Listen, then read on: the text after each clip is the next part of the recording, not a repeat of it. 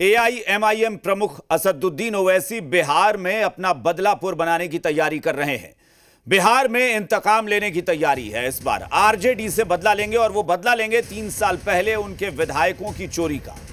दरअसल ओवैसी ने ऐलान कर दिया है कि इस बार बिहार विधानसभा चुनाव पूरी ताकत से लड़ेंगे और न सिर्फ ताकत से लड़ेंगे बल्कि विधायक की चोरी करने वालों को सबक सिखाएंगे। बिना नाम लिए उन्होंने तेजस्वी यादव को विधायक चोर कह दिया और कहा कि जिन लोगों ने विधायकों की चोरी की उन्हें इस बार सबक सिखाने का वक्त है और अगर सब कुछ ठीक रहा तो पिछली बार से ज्यादा बड़ी जीत मिलेगी।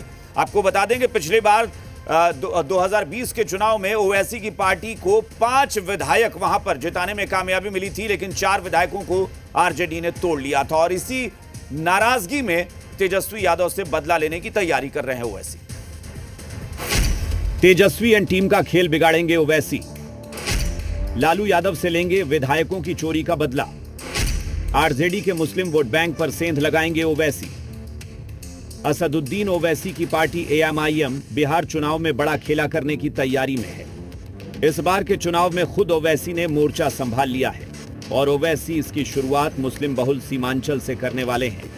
ओवैसी 3 मई को 2 दिवसीय बिहार दौरे पर आ रहे हैं। 3 मई को ओवैसी की मुस्लिम बहुल किशनगंज के बहादुरगंज में रैली है। 4 मई को एक और कार्यक्रम है। हम बिहार चुनाव लड़ेंगे और अच्छी तरह से लड़ेंगे। हम बहादुरगंज से हमारे कैंडिडेट का अनाउंस भी कर दिए। मेरी पब्लिक मीटिंग है 3 तारीख को बहादुरगंज में, 4 तारीख को और एक जगह पर है।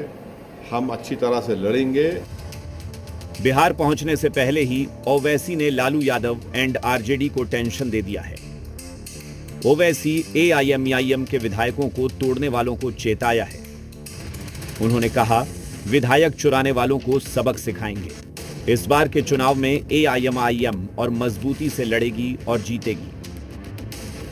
हमारे जो एमएलएज लास्ट टाइम जीते थे उससे ज्यादा हमारे एमएलएज कामयाब होंगे और जो चोरी करे हमारे एमएलएज की, इंशाअल्लाह ताला उनको भी सीमांचल की जनता सबक सिखाएगी। दरअसल ओवैसी का सीधा इशारा लालू यादव और तेजस्वी यादव पर है। कैसे इन आंकड़ों को देखकर समझ जाएंगे। बिहार विधानसभा चुनाव 2020 में एआईएमआईएम 18 सीटों पर चुनाव लड़ी। ओवैसी की पार्टी ने 5 सीटों पर जीत हासिल की थी। कई सीटों पर वोट काटने से आरजेडी के उम्मीदवारों की हार हुई। बाद में आरजेडी ने ओवैसी के 5 में से 4 विधायकों को तोड़ लिया। बायसी से एआईएमआईएम के विधायक सैयद रुकनुद्दीन अहमद, जोकीहाट से शाहनवाज आलम, कोचा धामन से मोहम्मद इजहार असफी, बहादुरगंज से मोहम्मद अंजार नईमी आरजेडी में शामिल हो गए। यानी ओवैसी और लालू यादव तेजस्वी यादव में सियासी अदावत की शुरुआत साल 2020 में ही हो गई थी। 2022 में लालू यादव और तेजस्वी यादव ने एआईएमआईएम के 4 विधायकों को तोड़कर इस पर मुहर लगा दी। उस वक्त ओवैसी चुप रहे। सिर्फ अमौर सीट से बचे विधायक अख्तरुल ईमान को पार्टी की कमान सौंपी। 3 सालों तक इंतजार करते रहे। अब ओवैसी बदला लेने की तैयारी में है।